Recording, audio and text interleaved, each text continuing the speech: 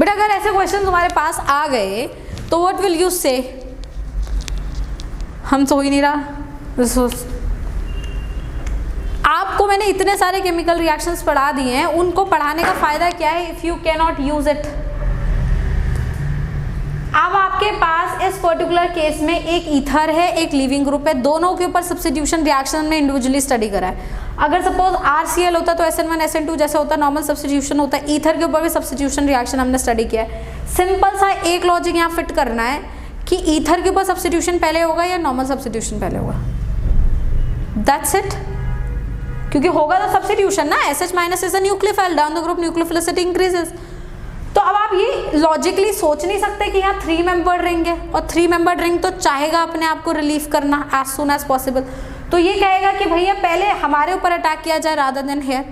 तो अब यहाँ बेसिक मीडियम में अटैक हो रहा है, बेसिक मीडियम में अटैक होता है तो न्यूक्लियोफाइल कहाँ अटैक करता है? Less sterically hindered side. तो इन दोनों में से कौन सी जगह अटैक होगा? तो ये यहाँ पे अटैक करेगा, यहाँ से बॉन्ड टूटेगा। और ऐसे ही जैसे ही ऐसा होगा, यहाँ पर आएगा SH, इस CH पर आ गया O negative, CH2Cl। You'll get this? जैसे ही ये बनाओगे आपके दिमाग में तुरंत स्ट्राइक करेगा थर्ड पोजीशन में नेगेटिव चार्ज, इस पे attack, Cl depart. Hence the product that you will get would be CH2SH, CH, CH2O. This is looking like कि मैंने अटैक यहाँ कराया, पर अटैक यहाँ हुआ नहीं है। टेक्निकली अटैक यहाँ हुआ है क्योंकि अगर सपोज मैंने इस कार्बन को कर दिया carbon 14, then you will make out the difference कि अटैक पहले कार्बन 14 पर हुआ है, फिर कार्बन 14 पे SH आया। नहीं तो अगर तुम यहाँ अटैक कराते प्रॉब्ली प्रोडक्ट दिखता है ऐसे पर अटैक कार्बन 14 पे नहीं होता, SH कहाँ लगा होता? यहाँ कहीं लगा होता। Did you understand the point? तो यहाँ पे क्या हुआ है, सबसे पहले SH- जाके इस sterically less sterically hindered side पे अटैक करेगा, इसे खोलेगा और नेगेटिव आएगा, NGP हो जाएगा, and this would be the major product that you will get. Did you get the point? Is that clear? Now let's talk about this. ये particularly case मैंने सिर्फ आपको ये दिया है, इसलिए दिया है ताकि आप ये समझ सके कि बेंजीन के ऊपर NGP कब कराना है कब नहीं कराना। नाउ लेट्स सी हियर, देखिए बेटा ये कार्बन है फर्स्ट जिससे लिविंग ग्रुप अटैच्ड है। ये बेंजीन जो है, ये पूरा benzene is attached at the second position. Benzene में आप ऐसा नहीं देखते थे ये सेकंड है तो ये थर्ड है ना, नेगेटिव चार्ज इस पे अटैक कर दो, ऐसा नहीं होता बेंजीन पे। इस पूरे बेंजीन को वो ग्रुप मानो जिसके ऊपर इलेक्ट्रॉन डेंसिटी ज्यादा, तो ये पूरा ग्रुप कहाँ अटैच है दैट यू हैव टू सी। ठीक है, तो आपका ये कार्बन फर्स्ट है, ये कार्बन सेकंड है, इस पूरे सेकंड कार्बन पे ये बेंजीन लगा हुआ है और सेकंड कार्बन से NGP नहीं होता, तो यहाँ पर कोई NGP नहीं हो रहा है। सिंपल बेंजाइलिक पोजीशन है, बेंजाइलिक पोजीशन पे SN2 हो सकता है, DMF सॉल्वेंट डाल रखा है, एप्रोटिक सॉल्वेंट है, benzylic is a good substrate for SN2, do SN2 as simple as that. जब SN2 होता है always get a back side attack, hence the product would be जहाँ SH होगा वो कहाँ पर आएगा? डैश पर आएगा। तो इन केस लेट्स से कि ये R था तो ये क्या हो जाता है? S हो जाता। क्यों? क्योंकि priority of the leaving group and the nucleophile will remain the same, hence R will be converted to S. So the product that you will get would be this. This is the major product B. Did you get the point? Any doubt? Here there is no NGP, it's just a pure SN2 reaction क्योंकि यहाँ पूरा benzene जो है second position पे attach है, ना कि third, fifth और सिक्स पे। Did you get the point? Now these are some questions that you have to solve. इसमें आपको order of rate of reaction बताना है, इसमें आपको मेजर प्रोडक्ट बनाना है अलॉन्ग विद लेट्स से कि आपको बस ये डिसाइड करना है कि इन दोनों में से रिएक्शन कहाँ होने वाला है। यहाँ पे भी आपको सिर्फ X बताना है, यहाँ पे भी P क्या है बनाएंगे आप ज़रूर, लेकिन बताना आपको सिर्फ Q है, और यहाँ पे भी आपको सिर्फ क्या बताना है? X बताना है, right? Try solving that. These good? Yes. The amazing fact is this is the best substrate. Best. This is the best substrate. This is even better than CH3Cl जो कि 0 डिग्री होता है। SN2 के लिए 0 degree अच्छा होना चाहिए, उससे भी अच्छा है ये, सबसे अच्छा है ये। क्वेश्चन अराइजेस व्हाई, है ना? Of course. तो मैंने तुम्हें जब भी SN2 पढ़ाया है एक चीज मैंने तुम्हें बताई है कि भैया यहाँ पे डेल पॉजिटिव होता है, यहाँ डेल नेगेटिव होता है। कौन अट्रैक्ट करता है न्यूक्लियोफाइल को अटैक करने के लिए? कौन न्योता देता है न्यूक्लियोफाइल को? Del positive charge. तो हम जब रिएक्शन में ये देखते हैं कि मेरा सबस्ट्रेट रिएक्टिव होगा नहीं होगा, what parameters do I see? First parameter I see there should be less steric hindrance. Second parameter that I see is the transition state has to be stable, that's all we see. But ये तो सब तब होगा ना जब nucleophile attack करेगा। भाई steric hindrance भी न्यूक्लियोफाइल तभी देखेगा ना जब वो अटैक करने के लिए आएगा। ट्रांजिशन स्टेट भी तब बनेगी ना जब न्यूक्लियोफाइल अटैक करने के लिए आएगा। पहली बात, अटैक करने के लिए आएगा कब? Did you see this?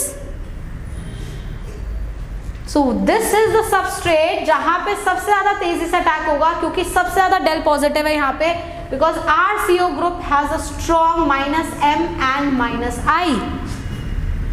तो यहाँ पे सबसे ज्यादा पॉजिटिव चार्ज जो है वो क्रिएट करेगा। और जहां तक बात आती है स्टेरिक हिंड्रेंस की, आप सोचो कैसे हुई स्टेरिक हिंड्रेंस? एक ही साइड से हुई, दो साइड तो अभी भी H से ही हुई है। ऐसा थोड़ी कि यहाँ पे भी मैंने बड़े बड़े ग्रुप्स लगा दिए हैं। मैंने लगाए हैं? नहीं लगाए ना। तो अगर मेरे पास CH3 CH2 Cl होता तो भी 2H और 1 CH3 नहीं होता, तब भी तो ये अच्छा माना जाता है। तो यहाँ स्टेरिक हिंड्रेंस की तो बात ही नहीं आएगी, क्योंकि एक ही साइड तो ब्लॉक हुई, दो साइड तो है ना खाली मेरे पास। तो ये सबसे ज्यादा अच्छा, सबसे ज्यादा रेट ऑफ रिएक्शन इसमें होता है। इसका ट्रिक सिंपल सा याद करने का ये है कि जहां पे लीविंग ग्रुप लगा हुआ है उसके बगल वाले कार्बन पे अगर COR ग्रुप है, then that substrate becomes the best for SN2 because of merely two reasons. First reason, it creates the -M or -I, which is intensifying the positive charge over here, and second thing is transition state would be stable because transition state also has this del positive charge, है ना। तो सबसे ज्यादा अच्छा है D। उसके बाद जब ये इन तीनों में चेक करेंगे then you will be seeing the normal trends। तो नॉर्मल ट्रेंड्स मेरे पास क्या है? बेंजाइलिक है, 2 डिग्री है, 3 डिग्री है। Benzylic as I said is better. और जहां तक बात है हर्षिता, स्टेरिक हिंड्रेंस के ring does not create much steric hindrance. एक बात सोचो, अगर दो हाथ ऐसे करके खड़े रहेंगे तो ज्यादा जगह घेरेंगे, या ऐसे करके खड़े रहेंगे तो ज्यादा जगह घेरेंगे? ऐसे कम जगह होगी ना। ज्यादा जगह कब रहेगी हमारे पास? जब हम ऐसे रहेंगे। तो जब आपके पास R ग्रुप्स होते हैं तो ये आपको ऐसा दिखता है कि मैंने तो मैम छोटा सा तो है CH3, ये छोटा सा है। ये छोटा सा नहीं है, क्योंकि इस पे भी तो 3 H हैं, वो भी आपस में रोटेट कर रहे हैं। तो R ग्रुप्स जो होते हैं वो हमेशा बल्कि होते हैं, और जो साइक्लिक ग्रुप्स होते हैं वो हमेशा कम जगह लेते हैं, because they are tied. So steric hindrance is not seen in benzylic. That's why we said benzylic is a co-substrate for SN2. There is no steric hindrance. और moreover again फिर बात ये 2H तो अभी भी हैं, कहाँ से steric hindrance होगी? वो ऐसा बेंजीन लगता बल्कि है पर होता नहीं है इतना बल्कि जितना इनफैक्ट CH3 ज़्यादा बल्कि होते हैं उससे। तो सबसे ज़्यादा रेट ऑफ रिएक्शन किसका होगा बेटा? D का, फिर A का, फिर A के बाद B का, और सबसे बेकार किसका होगा? C का। Is that clear? Now let's come here. इधर सिंपल सा इतना लॉजिक है कि I के ऊपर सब्स्टिट्यूशन होगा या Cl के ऊपर सब्स्टिट्यूशन होगा। बेटा I is a aryl halide and Cl is a benzyl halide। SN2 reaction या SN1 रिएक्शन बेंजाइल पे होता है, एराइल पे नहीं होता है। तो वो Cl को डिस्प्लेस करेगा, इसको डिस्प्लेस ही नहीं करेगा। सिंपल सा लॉजिक ये है। And the product that you will gate would be CH2CN and I will remain as it is. Is that clear till now? Now here what will happen? NaNH2 with a triple bonded H। NaNH2 liquid ammonia क्या काम कराता है? या तो benzene mechanism, NaNH2 या तो वहाँ use होता है, या फिर एल्काइन का एसिडिक H लेने में यूज होता है। तो बेटा बेंजाइन तो यहाँ होगा नहीं, तो यहाँ सिंपली क्या लेगा? इस एसिडिक H को लेगा, ये नेगेटिव चार्ज जनरेट होगा, ये नेगेटिव चार्ज इस पे अटैक करेगा, Br को निकालेगा, तो इस H की जगह ये इथाइल ग्रुप लग जाएगा, और फिर लिथियम इन अमोनिया क्या करा देगा? उसका Birch reduction, you will get a trans alkene. So the product would X would be CH3 CH2C, एक H इधर, डबल बॉन्ड, एक H इधर, एंड देन CH2 CH3। हाँ या ना? क्योंकि ये जो एक H है this would be replaced by this ethyl group. Is that clear? No? Sure? What is the product here? सबसे पहले H2SO4 हीट डाला तो क्या होगा? What is the P? H2SO heat करोगे तो डिहाइड्रेशन ऑफ अल्कोहल होगा, कार्बोकेटाइन बनेगा, the carbocation will get undergo the rearrangement via the ring expansion.